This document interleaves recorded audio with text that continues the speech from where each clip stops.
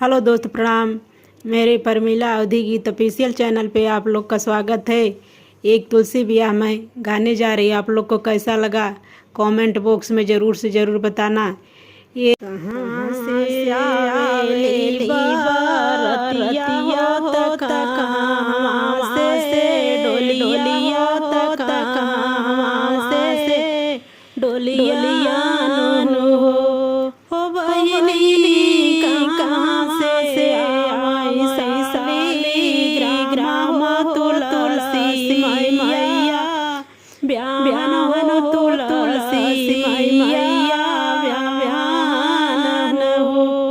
कहाँ से आवेली बारतिया त कहाँ से डोलिया हो त कहाँ से डोलिया हो बहिनी कहाँ से आई सैसली ग्राम तुलसी मैया ब्याहन तुलसी मैया ब्याहन हो। बैकुंठ से आवेली बारतिया त बैकुंठ से डोलिया हो। बैकुंठ से आवेली बारतिया त बैकुंठ से हो डोलिया त बैकुंठ से हो डोलिया हो बहिनी बैकुंठ से आई सैसली ग्राम तुलसी मैया ब्याहन तुलसी मैया ब्याहन हो।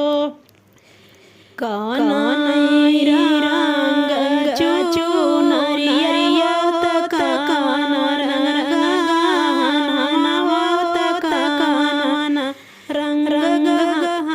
कान चुनरिया त कान रंग कान रंग गहन हो बहिनी कान रंग से नूरवा तुलसी मैया ब्याहन तुलसी मैया ब्याहन हो। लाल रंग चुनरिया त पीला रंग हनवा त पीला रंग गहन हो बहिनी पीला रंग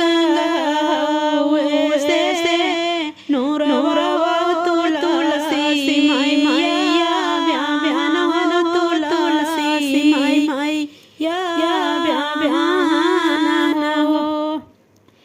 जे के तुलसी माई के दे दिया कन्या हो दनवा त कन्या हो दनन हो बहिनी तुलसी माई भरी दे दिया नाना दाना सोन हो तया नाना सोना